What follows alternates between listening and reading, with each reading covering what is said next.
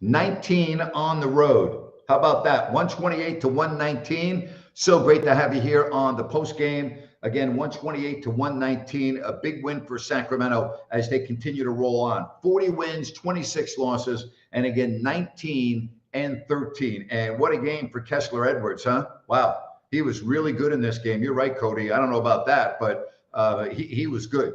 He was really good. He had a great game. They don't win this game without Kessler Edwards. They really don't. Let's not get carried away, all right?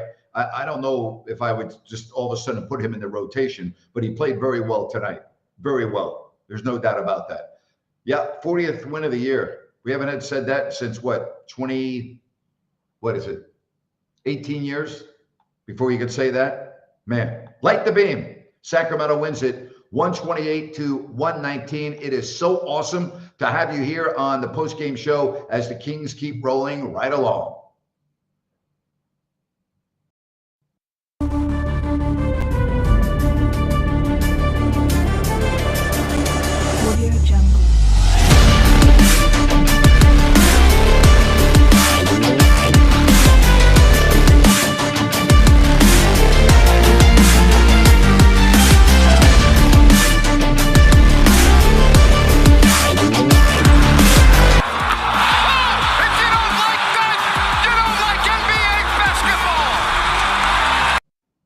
A plus 18 for Edwards in this game. He ends up with 12 points, 7 big rebounds, played 26 minutes. The Kings had 19 from Barnes, 18 from Fox, 17 from Sabonis. You look at Herter, he was a little bit quiet with 9 points, but the bench was huge tonight. Again, Monk led the way with 18. You had Lyles and Mitchell with 13 apiece, Edwards with 12, and Metu with 9. So Sacramento, 40 wins on the season. How about that? Man, Keegan Murray's up and down. He didn't score in 15 minutes. He'll bounce back and have a good game the next game. I'm not that worried about him. I'm really not. You're right about that, Heck. 65 points off the bench is absolutely huge. And let's go. Big win. Oh, boy, you are absolutely right about that, William. Very big win. Absolutely, indeed. Again, 128 to 119. And let me tell you something right now, folks. Oh, if you don't like that, you don't like Kings basketball. Oh, boy. 40 wins, 26 losses. And they beat the Phoenix Suns for the first time this year. Yeah, I'm happy with the numbers, too. We've done, on one of our shows, we got up to 32,000. And I think in the playoffs, we're going to get up to 50,000. That's what we're going to do. Absolutely. Yeah, you know what? How about the Kings after the All-Star break? 8-1, that's pretty damn good, isn't it? Yeah, 40 wins. What is it, 2005? Last time 40? I mean, that's incredible, huh? Wow. And the Kings keep pace with Memphis, Lydia. Yep, you're right. You look at the scores tonight in the NBA, Dallas and Memphis, 112-108 Memphis. Dallas playing without Kyrie and Luka Doncic. How about the Warriors? No Giannis Antetokounmpo. And the Warriors beat the Bucks in OT tonight. And guess who's on the schedule next for Sacramento? The Milwaukee Bucks. Don't know on Antetokounmpo, who sat this out with a sore hand. Yeah, you're right. You're right. It's a good point. Just go out and win the games and take care of business. Boy, the Kings on the road. How about this team on the road? 19 and 13 away from home. Think about that. That's incredible. 19 and 13 on the road. 128 to 119, the final. Phoenix outscored the Kings 32-31 in the first. It was 36-27 in the second in favor of Sacramento. The Suns, 7 better than the Kings in the third, 36-29. And then the fourth quarter, 32-24 in favor of Sacramento. And it all adds up to a 128-119. All right, Devin Booker, 28 points. Sea-Dog called it. They need to hold Booker to under 30. And they did. Big difference. It's a manageable game. Ayton had 22 and 12. Okogie had 15 points. How about Chris Paul?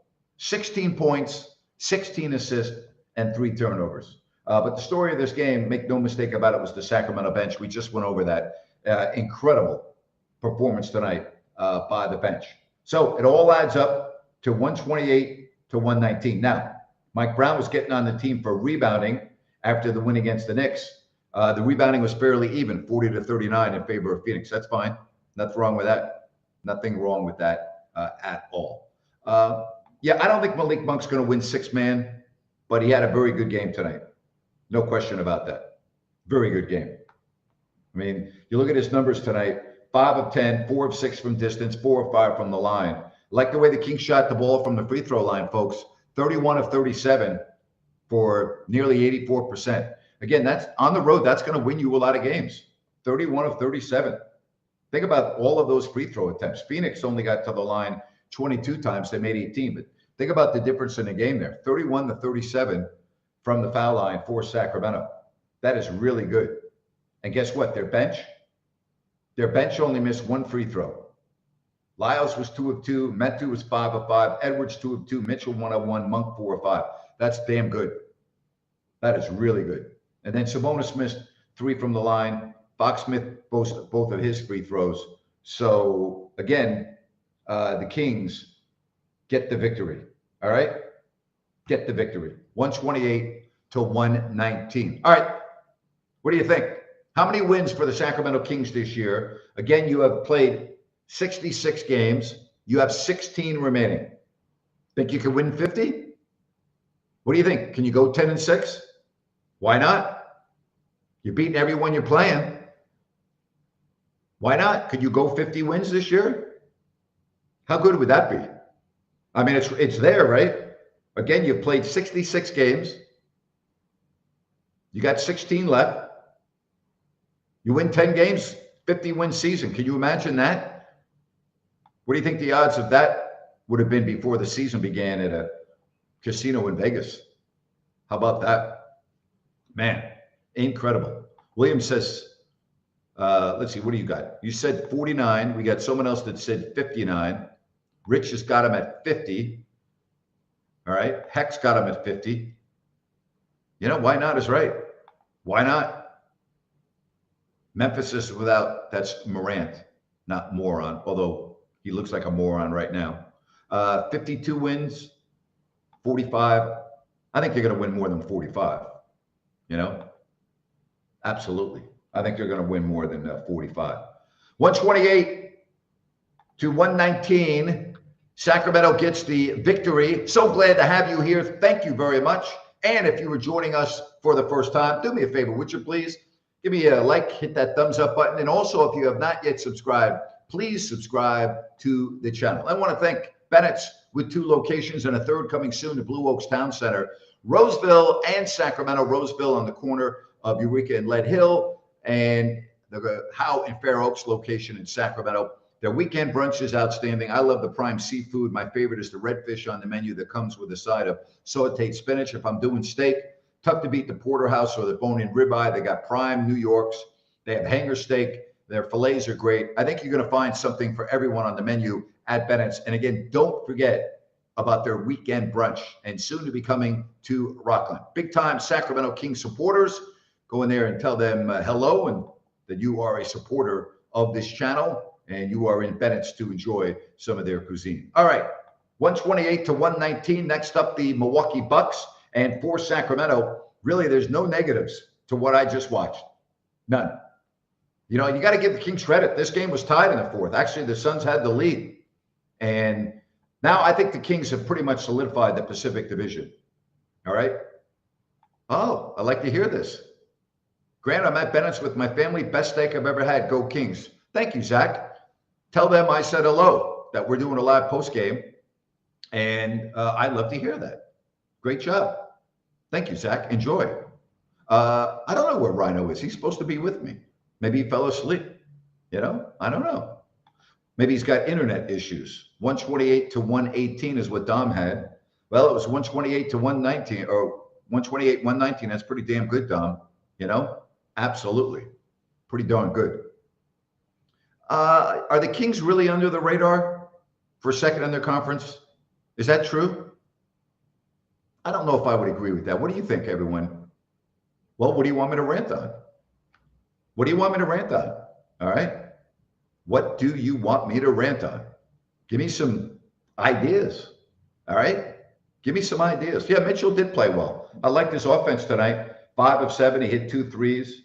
You know, we know he can play defense. The redfish at Bennett's is my favorite. It is absolutely incredible. I would agree with you. You know, Grant text Ryan. Well, I'm working right now. You know, I don't want to be rude and pick up my phone and text. He knows where I'm at. I hope he's okay. I'm sure he's having some issues with the internet, or he would be on. You know, maybe do the fat rant from the plane. Well, I've already done that before. I've already done that. You know, I can't do it again. You know, rant on Doris Brooke as an analyst. I think Doris Brooke's excellent. I'm not going to rant on her. I think she does an excellent job. So, no, I'm not going to rant on this. You know, Lamar Jackson is his own agent. He did not like the deal that the Ravens gave him, and now he can go out and shop his services around. It's called business. I'm not going to rant on that. I believe he'll be starting in the National Football League this year, and he'll have a really good year, barring injury. Why would I rant on this? You mean that people think he should start? Look, stupidity. Stupidity. You know? This is a NBA show. You are aware of that, correct? Am I ready for Christmas? You're going to find this hard to believe. You're going to find this hard to believe. I am not ready for Christmas. Rant on Marvin Bagley. What am I going to rant on Marvin Bagley for? Huh? I'm at home. I'm on my backup laptop, my expensive laptop that I bought for the purpose of doing the show. I had to send it into the shop. And on this laptop, the green screen does not work as well with the background. I have it up on the wall to the right. You can see the arena. But so that's why the look is a little bit different today. Frank, is that okay with you, buddy? Is it okay? I'm just curious. Am I ready for Easter? You know, I'm not ready for Easter. I'm not ready for Easter. I can't. Listen, this is a basketball post-game show, okay? I want to keep it to, can we keep it to basketball? I mean, if you want me to go off the chart and go kind of off the path, all right, I'll rant about something else that doesn't have anything to do. All right. Rant about, what are you at? It's going so fast. Corliss is coaching in college, I believe, still. I believe Corliss is one of the best, you know? One of the best. One of the best. Lydia wants me to rant. Oh, sorry, Lydia. These messages are coming so quick on why we cannot get MLB streams for preseason. Is that true, Lydia? You can't? I was not even aware of that. I did not know that. I personally would not watch spring training baseball. But is that true, Lydia? I did not know that. Who are my top 3 Kings this game? All right. I'm going to start with Kessler Edwards. I'm going to go with Malik Monk. And I am going to say, I'll tell you this. I'm going to go with Trey Lyles. I like the bench. Those are my top 3 players. My top 3 players. Hey, Patriot, thank you very much. We appreciate that donation on the Super Chat. I would say it's very unlikely, Patriot, that they are going to catch the Denver Nuggets. I would say it's highly unlikely. I mean, you look at the standings, there's 16 games left, and the Nuggets, number 1, have a record of 46-21. They've lost 2 in a row. But the Kings are 5 back in the loss column. 5 back in the loss column is significant with 16 games left. So I would say it's unlikely that that would happen. Denver's going to have to fall flat on their face. Hey, we appreciate this donation on the Super Chat. Navy Joe, thank you very much. We greatly appreciate that. Love that. And if you are a veteran or you're currently serving, thank you. Appreciate everything you do for us. Absolutely. Someone said a Patriot said back to me, it is possible though. Yeah, it's possible, but it's highly unlikely. Again, picking up 5 games in a 16-game there's not a lot of games to work with. All right. I already ranted on this on my podcast and everything else. So I've already done that. Okay. Well, are the Kings not getting respect? Explain this to me. Help me out here, Manny. Why do you think the Kings are not getting respect? I'm seeing the respect coming. Be a little bit more specific. Tell me, Manny, why do you think the Kings are not getting any respect? All right. Somebody says, what's the likelihood for you to call playoff games this season? You deserve it. I would say the chances of that happening are slim and none. And Slim just boarded a plane for Asia. Okay. Not going to happen. Well, I might get Connor on. Connor and Ryan, I thought they did a great job the other night. I thought they were really good. I think they did a good job. I watched it on when I had an opportunity. So absolutely. Yeah, there are a lot of mispronunciations. I mispronounced that word. Yeah, it's, I just, you make mistakes sometimes. I don't think that's something to rant on. I really don't. All right, William wants to know, Denver, the Suns with a healthy Durant, or Grizzlies in the second round, who would you rather play? Hypothetically, we get to the second round. I would not want to see Denver, and I would pick Phoenix to not see, and Memphis. So I would say don't play Denver, don't play Phoenix. And with all the issues that the Grizzlies are having, I'd probably go in that direction if they win their first round. Absolutely. Yes, indeed. My pleasure, Navy Joe. Thank you very much. Yep. God bless our veterans. You got that right. Can you imagine? I've always said this. I've never been in the military. My dad was in the Pacific Theater in World War II, and he didn't like talking about the war. He was anti-war, but like everyone in that time, you did whatever you had to do to save your country. My aunt ended up working in a factory and made clothes for the soldiers. My dad was at the Polo Grounds, December 7th, 1941, as a 15-year-old. 3 years later, he was on a Navy ship off the coast of Okinawa. And I didn't really talk to my dad about the war that much because I know he didn't like to talk about it. My dad was blessed because he never had to take someone's life. And he never got off the ship because they made him a signalman in Okinawa. And he's the only one in his unit that made it back home. So I just have the utmost respect for our veterans, regardless of what branch of service you're in, where you served, if you're currently serving. Thank you very much. Really, really appreciate that. All right, so the standings now, Denver 46-21, Sacramento and Memphis 40-26. Phoenix now drops to 37-30. And you look at the Clippers with 33 losses. Golden State wins tonight.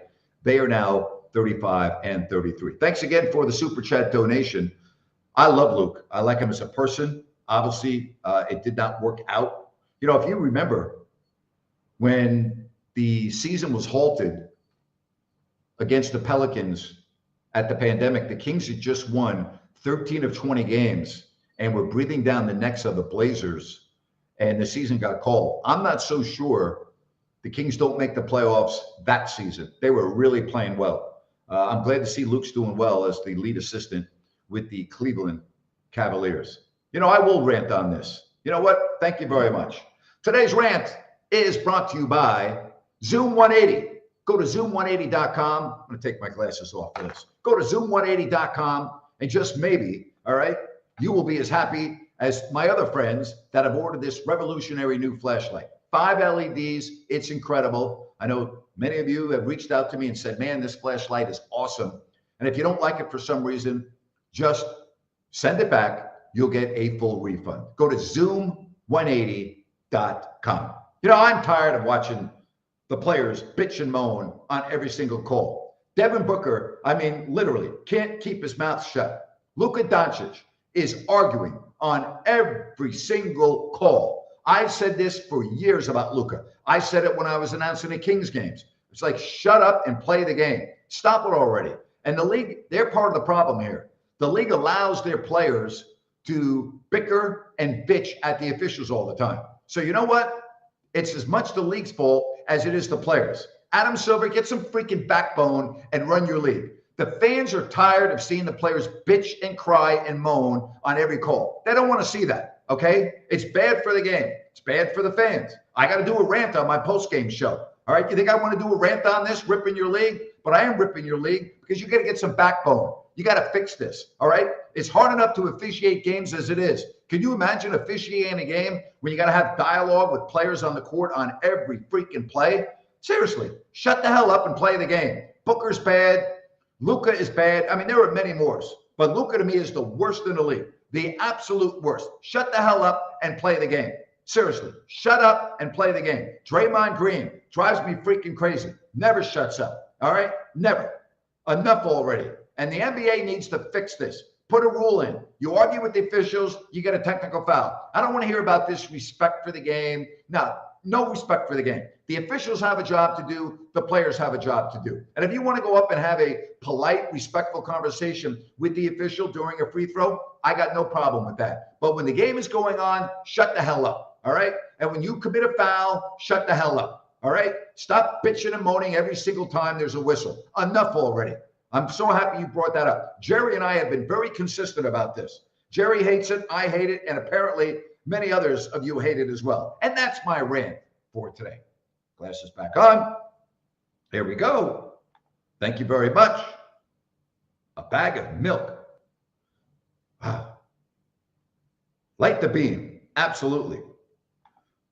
Absolutely. Can't even keep up with everyone. All right.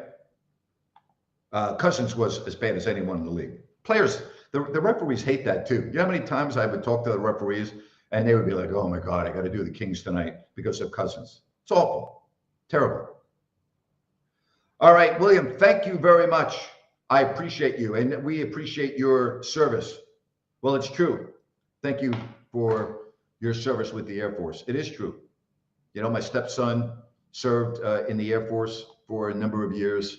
And, you know, again, being the son of a dad who served our country in World War II, it's always meant a lot to me. And I got to tell you, and I mean this, I'm grateful I never had to serve.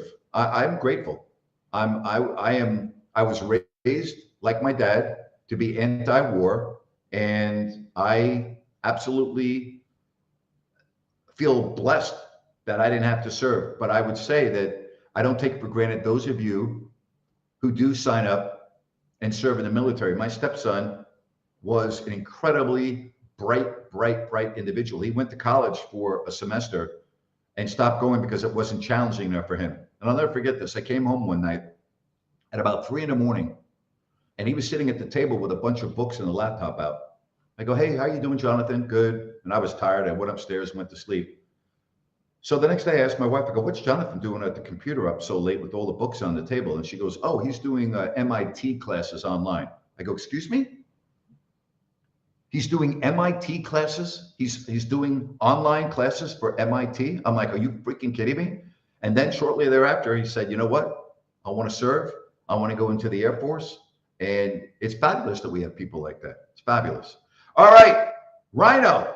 Let's see how many minutes late it is. Let's see. We have a $10 fine per minute, and you are being fined for 23 minutes. You owe $230 for your tardiness.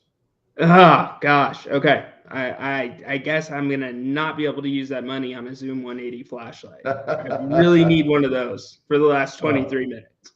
All right, I'll tell you what I'll do. I will rescind the fine if you buy a Zoom 180 flashlight, okay? Done. Not going to deal with that again. Everybody else go get one, please. People have been asking, where's Ryan? They go, text Ryan. I go, I'm doing a show. I can't have time to text Ryan, you know?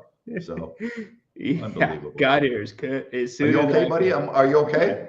Yeah, everything's good. Everything's good. How about Kessler Edwards? The Kings don't win this game without him tonight, do they? No, they do not. 4 guys in double digits off the bench. Kessler Edwards, talk about a coming out party. Absolutely incredible for him. And Grant, how much different could this team be if he plays like that every night? Oh, boy. And Sea-Dog hit it right on the head. He said Devin Booker needs to be held under 30 for the Kings to win the game. And guess what? He had 28. Yep. And I think that was spot on. How about the bench for Sacramento tonight? You know, I was watching your pregame show, and you made a great point. about the bench, but you said what you want is you want to see the consistency and not the drop off. And you hit that right on the head. That was a great observation on your part. The bench tonight was spectacular. They were unbelievably consistent, and they were actually better than the starters. Yes, they were. And that's what good teams do. They pick each other up. And I swear, Grant, I feel like in the last 8 games, this team has really become a complete team. Sure, we've got holes, that we could all talk about. Another big man, another backup point guard. But this team, as it currently sits, is gelled, and they are polishing right now. Who is my favorite Kings player? I think Sabonis is my favorite player, and I'll tell you why. He just plays the same way every single night, night in, night out. You know what you're going to get before the game starts. So I would think Sabonis, probably Fox is 1B. So 1A and 1B. There you go. I can't argue with that. I can't argue with that at all. All right. So the Warriors win. They win in overtime against Milwaukee. The Grizzlies win. So both the Kings and the Grizzlies have 40 wins. Did you hear me correctly, Ryan? The Kings have 40 wins. How about that? What time's your drug test, Grant? Man, oh man, I need one. I'll take it because I can't believe it. Yeah, pretty exciting. First time since 2005-2006 season. And I mean, Grant, we might as well have a little fun with this. 40 wins, 14 games to go. What's the number going to be, buddy? I'm going to go 48. Thank you very much for your support. The Kings did not fire me. I resigned. I was fired from cage to cage, but I do appreciate your support. Thank you very much. All right. Is Chris Webber one of my favorite players? No, Chris Webber is one of my least favorite players. Let's see here. I'm going to say they have 16 games left. Okay. Yep. I'm going to say 48 wins. 48. Yeah. Okay. I am going to say, I think they're going to flirt with 50. I really do. I think they are. I don't think they're going to, especially after what we saw with the New York game and Mike Brown, they're going to be cautious with Fox if there's something going on with the hamstring. But I don't see them ramping down the starters as much as we really think, or ramping down Sabonis and Fox. So I think this team's going to roll. I mean, I just hope they haven't hit that stride too soon. Yep. Some teams hit that stride right at the right time, but 49 wins, flirting. All right. Ducey, thank you very much. By the way, Ryan, while you were trying to get on, I did a rant on Booker and Luka and Draymond bitching at the officials on every single call. So that was my rant. You missed it. You go back and watch it. You can go. All right. Back, All right. So I've been getting a lot of people asking me about the shirts. I am expecting to have the shirts up and online by Tuesday. I believe I'm getting the approval from my sellers, whatever the hell it is, on Monday. And as soon as I get it, then the shirts will be available online. All right. So someone says 51 games, 11-5 is definitely doable. I would agree it's doable with the way the Kings are playing. Absolutely. Absolutely. How about the over under was 33.5 for this season? Yeah, pretty good if you take the over. And there's some guy, there's been a couple articles about it, that took the Kings to win the Pacific Division, bought 2 tickets, and I believe the odds were in the range of plus 25,000. Yeah. Plus 25,000. How about that? Hey, Ron, I was like Bob Hayes in his prime, running around the corner from my grade school in Syosset to make my grilled cheese sandwich on the grill. And then I would eat the sandwich walking back, not running, because it's very challenging to eat food and run. But I was in a fast gait to get back and reserve the basketball court for my friends who had to eat at school, because if you took the bus to school, you had to eat lunch at school. If you walked to school, then you could leave and go home for lunch. So thank you. I appreciate that. Hey, Ryan, where am I from again? Syosset, New York.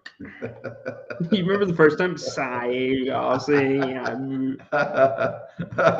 Oh, my gosh. Oh, wow. Yeah, Keegan did struggle tonight. I'm not worried about it. He's going to have good games. He's going to have bad games. That's not that unusual for a first-year player. I'm not that worried about it. And again, Kessler Edwards, because of Keegan not playing well, look what happened. Kessler gets an opportunity. He played great.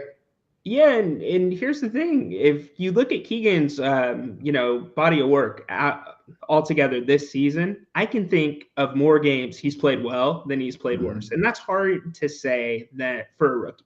That's very hard to Yeah. say for a rookie. So it's gonna happen. It's gonna happen. My favorite Kings player of all time, probably Vladdy. Spud Webb is on my list.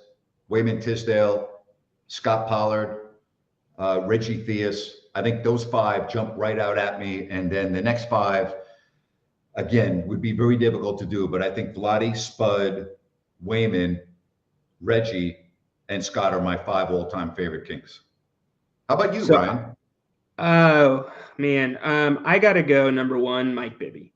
Okay. Mike Bibby, he was just my guy. He was so clutch, Grant, so clutch. I remember the back-to-back game-winning nights, and you and your call, Bibby, the hero on back-to-back nights. Oh boy. But no, just he just went around. He went about his business. Yeah. There was no moment that was too big for him, and he just had that swagger that the Kings needed Yeah. for sure. But Peter Richmond Spud. is a Yeah, Mitch is up there too. Mitch was great. Mitch is up there. Yeah. Yeah, Spud's one of the great people I've ever met in my life. Love Spud. And if you did not get a chance to listen to Spud on my podcast, when you get a chance, Google Grant Napier and Spud Webb on my podcast and listen to that episode with Spud. It's one of my favorite podcasts that I've done. Somebody said Isaiah Thomas. Isaiah Thomas is in my next five. Isaiah is on my top 10 of favorite Kings all time. Absolutely. Okay. No Okay, question Grant. about that. Grant, I'm gonna play one here on you. Grant Yeah. Napier has a box on the 50-yard line, or not Yeah. 50-yard line, center ice for Game 7 of the Stanley Cup Finals with your friend playing. You can have anybody from the Kings organization from the times you were there in that box with you. You get 10 people. Who are they? Oh, wow. Scott Pollard for sure. Vladdy, Spud, bring back Wayman, rest his soul. Amen. Reggie. Wow. Probably Joe Klein, Peja, Hito. That's 8. Just driving me crazy. Probably Walt Williams. Jerry. Love Walt. Love Walt. Jerry. Huh? Jerry. What's that? Jerry. Oh, Jerry. well, I thought you said players. No, I thought you anybody said in the players. organization. Oh, anyone? Anybody Oh, I'm in the sorry. organization. Oh, in the organization? Oh, I'm Yeah, sorry. Well, it wouldn't anybody. just be okay. It just wouldn't be players. All right. I would Yeah. have Jerry 100%. I would have G-Man 100%. I would have Gary St. Jean, former coach, 100%. If Paul Westphal were alive, I'd have Paul Westphal 100%. Boy, I hate to bypass the other coaches, but again, I'm doing this off the top of my head. Yeah, So yeah. there you have it. And if the Rangers were playing the Flyers, it couldn't, I would have Lionel Simmons, who's from Philadelphia, in the bench with me, so that when the Rangers beat the Flyers, I can let him have it for about 3 hours straight.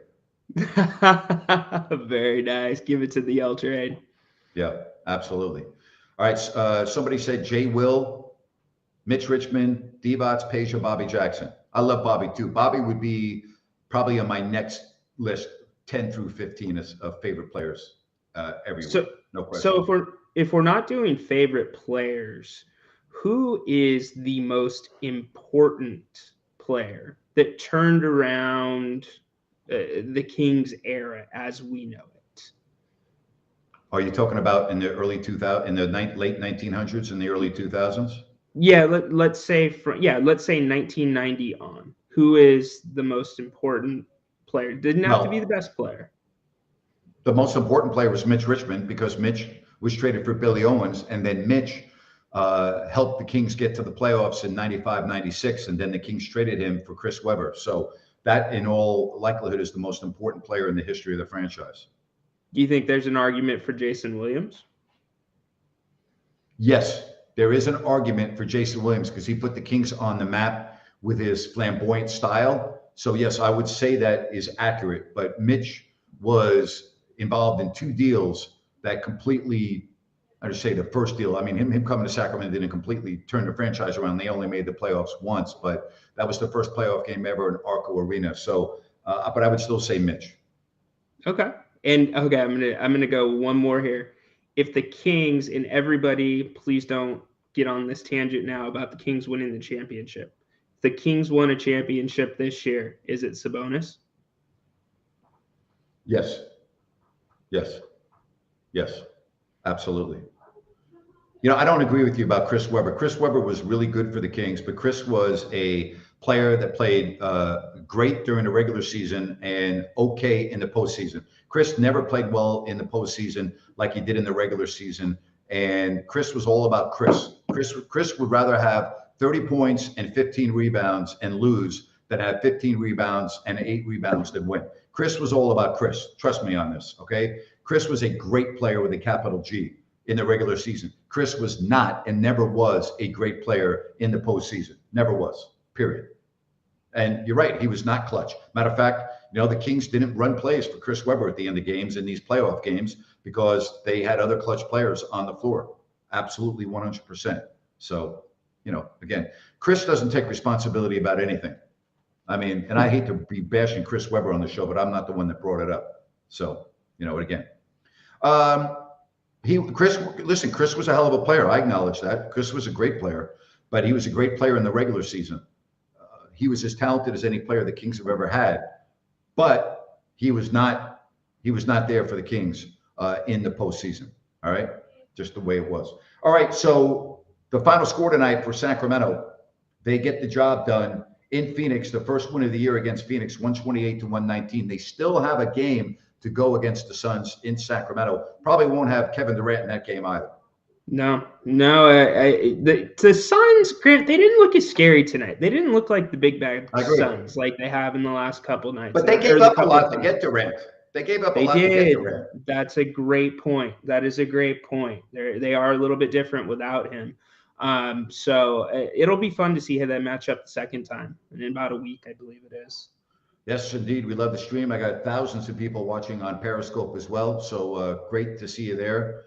Anthony Bonner, great guy. Antoine Carr, top shelf. Harold Presley, top shelf. Harold would be on my list from 10 to 15. Antoine Carr would be in my top 20. No ifs, ands, or buts about it. All right? No question about that. No doubt about that. I'll just say this. You're wrong about DeMarcus Cousins. He was definitely not more of a me player than Webber. DeMarcus's issues were behavioral, but he was not more of a me player than Webber. Chris, that's not true of Cousins. Much more of a team player than Chris. I don't even think it's close.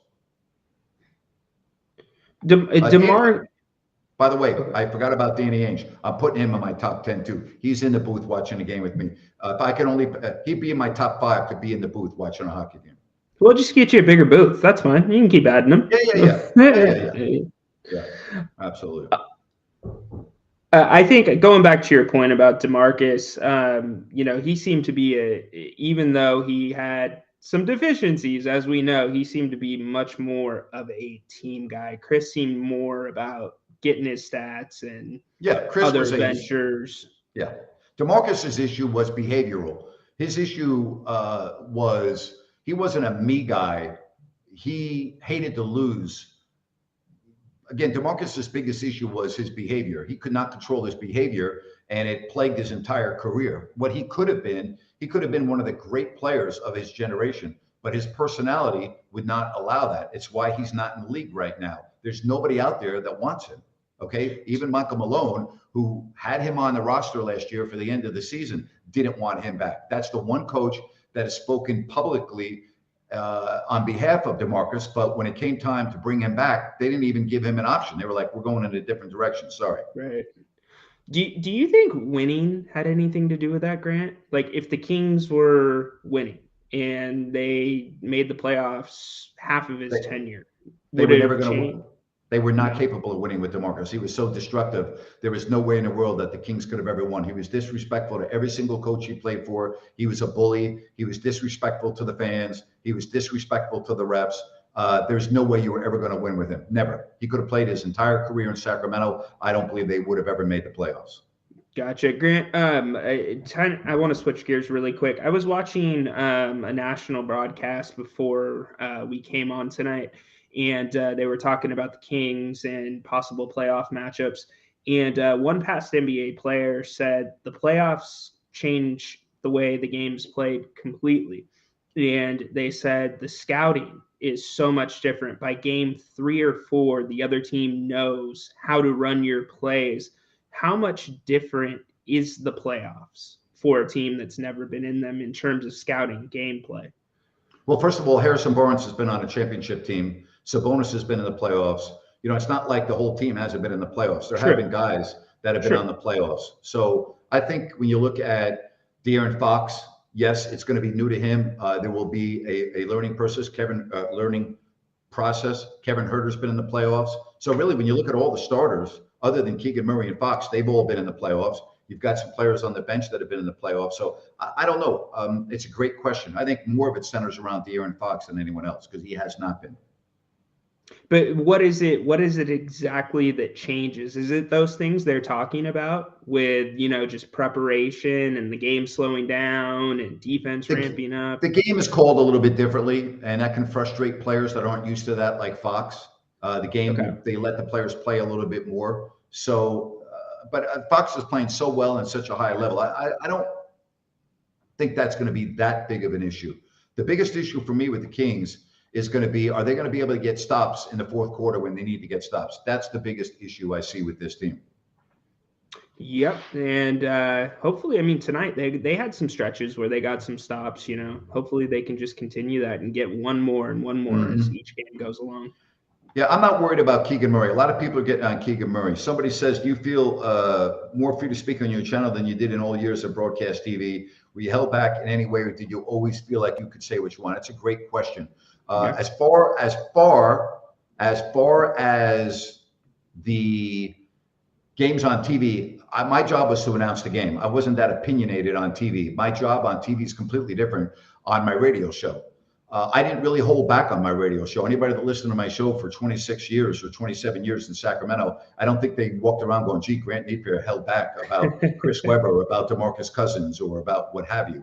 Okay. Yeah. So I don't feel I held back. Did I have to walk a fine line sometimes? 100%. I had to walk a fine line.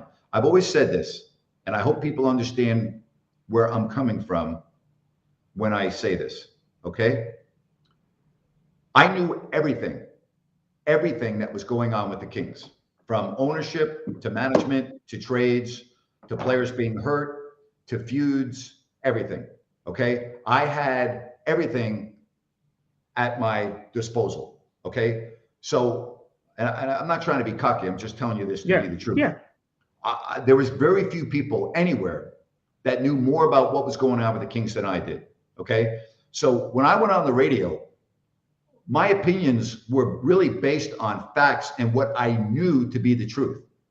See, a lot of sports fans think they know what's going on within the walls of an organization. You don't know. Trust me, you don't know. And I used to laugh about some of the national media and the things that they would say about the Kings because they had no idea what the hell they were talking about. And I used to rip those people to shreds on my radio show because they were so far off base. I knew what the truth was because I lived it every day. I had inside information. I was in a position where I had the knowledge. Now, I had a very simple philosophy when I covered the Kings as their TV announcer. Anything I saw on the airplane or in private stayed in here, okay? I never talked about that with my son, my wife, or anyone. Nobody. Never talked about it. It never left my body. Now, I might talk about it with Jerry, okay? And Jerry would know too. Or I might talk about it with Vladdy or Jeff Petrie or what have you. But it wasn't ever anything that would be made public for me because I just felt that would be breaking the code of you're privileged to be the announcer and be behind the scenes all the time. It's not for me to see an episode on the airplane and talk about it on my radio show because I was privileged to be in that situation. I wasn't in a position where I'm reporting and talking about things that I saw. I saw a lot of things, okay? A lot of things that I would have loved to have talked about on the radio. And I will also tell you this, and I hope you understand my sincerity here. If you knew everything that DeMarcus Cousins did, you would be appalled. You wouldn't even believe it. Like, you would not believe it. You would be like, Grant, you're so full of shit. I'm just telling you, you would not believe it. You would just not believe it. Okay. So trust me when I talk about these things. Okay. I knew a lot of things that was going on with the team, pretty much everything. And a lot of the things that went on that I didn't make public, you should be glad I didn't make public, because you probably would have never gone to the games. And I mean that. So you and I have had this conversation before, but not in this forum. So where was that line for you? Because obviously seeing some things, that's going to affect your opinion of a person. So how does that work when it comes to or how did it work with your radio show and what you present to the public? While you're not giving out information about an incident, you're sitting there like, what the hell is this guy doing? Like, can you go up to that line or not? There are a lot of lines that you can go up to, but you got to be careful that you don't cross the lines. And I always try to make sure that I went up to the line and didn't cross it. It wasn't always easy. All right. I can tell you about that. It wasn't always easy. But I also felt I had a responsibility to the fans to let them know when things were bad and when things were good. Yeah. And over the last 15 years or so, there were many more bad things. I've always said this: you can't lie to the fans. They're not stupid. You can't just act like they're going to believe everything you say. You can't. I didn't ever go on the air and lie. That's the one thing I never did. I never ever went on my radio show and lied. I wouldn't do that. I wouldn't talk about something that wasn't true just to make people feel better. That's not where I was going to go. And the people that I worked with at Cage to K, they knew that. And I used to say, hey, if you don't like it, fire me. And I really did. I go, hey, I know where my line is. I'm going to say what I feel. And there were many times I would criticize the Kings. And there was only one time that I ever got a phone call from the Kings that they were upset over something I said. So, doing the radio show for 26 or 27 years, that's pretty good. Yeah, that's really good. I mean, was that one time while the Kings were possibly leaving? I mean, what was it like being in that chair when the Kings are possibly leaving and the Maloofs are acting like knuckleheads and you're fighting to rally the fan base? It was the hardest time of my life. And Carmichael Dave and I knew everything that was going on. We used to talk multiple times a day, sometimes at 3 a.m, sometimes at noon. We were on the phone together all the time. We knew everything that was going on as it related to David Stern, Kevin Johnson, what was going on behind the scenes. And there was a roller coaster up and down every single day. There were times I'd be in the car going to work and I'd be like, I really don't know what I'm going to say on the radio today because things look bleak. But I always felt that I had a responsibility to keep people engaged and say it's not over, because I was always told by people close to with David Stern and the mayor, they always told me it's not over. Kevin Johnson, and this was in the documentary that unfortunately was never seen in Sacramento, the 30 for 30. KJ came up to me. We were getting ready to play the Clippers. It's about 45 minutes before the game when I was sitting on the Kings bench. And he sees me and he walks right up to me and he goes, there's only one thing you need to know. I go, yeah. He goes, the only thing you need to know is the team is not leaving. I'm like, gotcha. And he turned around and started doing an interview with Brian May on News 10. I'm like, gotcha. And so,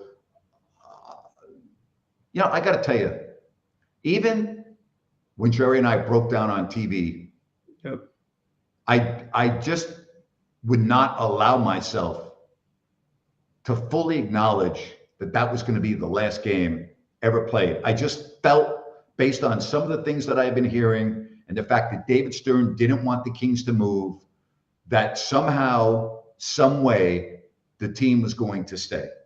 And I'm so disappointed that the vast majority of people did not get a chance to see the 30 for 30 documentary down in the Valley. It was spectacular. Some people did get a chance to see it at the Crest Theater. I saw it 4 or 5 times. incredible. It's an incredible story about the fans of Sacramento. That's really what this documentary is about. It's the story about this fan base, this community doing something that just had never been done before, really, in this country, and that's saving a sports team. I don't care what you want to say. Without David Stern, the Kings are not here. Without Kevin Johnson, the Kings are not here. But without the fan support during that tumultuous time, the Kings aren't here. All three of those things had to be in the right direction, and they were. Yeah, it was a really hard time, right? Because the writing was, and just I'm speaking from a fan's perspective, the writing was clearly on the wall. I mean, it would have been very easy for a fan base just to pack it in and say, look, we're going to enjoy the time we have left. But everybody said, hell no, you're not taking our team. No. And stood up, you know, here we buy night, here we stand night. It was the best. It was a great time. So when you were in the leading up to that, sorry, I've turned this into an interview, but it's very interesting stuff, and it's a lot of stuff people have not heard. When you knew this maybe on the, how far ahead before the reports did you know this could be in the horizon? Were there rumblings within the organization? The Kings might be moving. The Kings might be moving. I knew it months ahead of time that was a possibility. I was also very tight with the Maloofs. They were telling me stuff. They were very adamant about staying here originally, and then obviously they weren't. You know, if the Maloofs would still own the Kings right now, if it wasn't for the crash in 2006 and 2007, they'd still be the owner of the team right now. So, you know, but that's it. Hey, I want to just tell people about New Works Plumbing of Sacramento, locally owned for over 20 years. New Works has a fix for you. Just go to sacserviceplumbing.com or call the number on your screen. New Works Plumbing, they've got a fix for you, and they're available 24/7. Just go to sacserviceplumbing.com or again, call the number on your screen. New Works Plumbing, they've got a fix for you. Bottom line is it's been a long time to get to 40 wins. And this team has a chance to win 50, but they're going to the playoffs. Okay, I think we can all admit that now. This thing's not going to just all of a sudden, the bottom's not going to fall out. And it is just going to be epic. It is absolutely going to be epic in the playoffs. It really is. It absolutely is, Grant. And I mean, no matter what happens in the playoffs, and we want to see him go as far as possible, this season's already been epic. Just the turnaround and the foundation this team has built. We talked about it with Jerry Reynolds. They kept the core together at the trade deadline, and that's caused this team to come together even more and get polished up. So it couldn't be better for the city of Sacramento and this fan base. And thank you for the announcement on the shirts. I am almost convinced it was somebody that came and turned off the breakers at our house because they were getting ready. They were getting ready to riot in the pregame show about the shirts. So I appreciate the announcement. All right, final 128 to 119. Ryan, don't be late next time, buddy. I'm sorry for being tardy, boss. That will not happen again, boss. I'll take my lashings off the air. Enjoy the rest of your weekend. Thanks, buddy. And to everyone out there, thank you so much for joining us right here. We'll talk to you pregame, halftime, postgame show, Kings next game against the Milwaukee Bucks. So long, everybody.